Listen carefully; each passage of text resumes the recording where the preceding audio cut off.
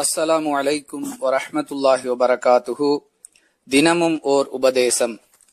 அன்னையரை புண்படுத்துவது, பெண் சிசுக்களை உயிருடன் புதைப்பது, அடுத்தவருக்கு கொடுக்க வேண்டியதை கொடுக்க மறுப்பது, அடுத்தவருக்குரியதை தனக்கு தருமாறு கேட்பது ஆகியவற்றை அல்லாஹ் உங்களுக்கு தடை செய்துள்ளான் என்று ரசூலுல்லாஹி ஸல்லல்லாஹு அலைஹி வஸல்லம் அவர்கள் கூறினார்கள்.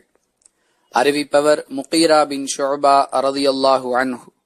நூல் முஸ்லிம், ஹதீஸ் எண் 3535.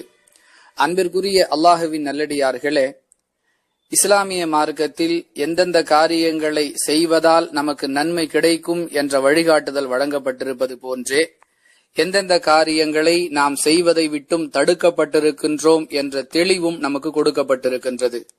அந்த வகையில் பெற்றோர்கள், குறிப்பாக தாய்மார்களை புண்படுத்துவது, பெண் சிசுக்களை உயிரோடு கொல்லக்கூடிய ஒரு நடைமுறை அறியாமை காலத்தில் இருந்ததல்லவா, அப்படிப்பட்ட கொடும் செயல், பிறருக்கு கொடுக்க வேண்டிய பங்குகள், உரிமைகள் ஆகியவற்றை கொடுக்க மறுப்பது, அல்லது பிறருக்கு சேர வேண்டியதை கள்ளத்தனமாக தனக்குரியதாக ஆக்கிக் கொள்ளக்கூடிய முயற்சிகளில் ஈடுபடுவது, இவைகளெல்லாம் மறுமையில் மிகப்பெரிய நட்டத்தை ஏற்படுத்தக்கூடிய பாதக செயல் என்பதைத்தான் இந்த உபதேசத்தின் மூலமாக அல்லாஹுவின் தூதர் அவர்கள் அல்லாஹ் தெளிவுபடுத்துவதாக நமக்கு விளக்கி சொல்கிறார்கள்.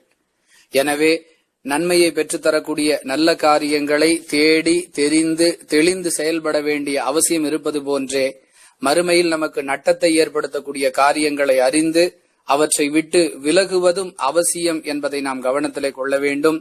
அல்லாஹ் விளக்கமளிப்பானாக. வாஹிரு தவானா அனில் ஹம்துலில்லாஹி ரப்பில் ஆலமீன். அஸ்ஸலாமு அலைக்கும் வரஹ்மத்துல்லாஹி வபரகாத்துஹு.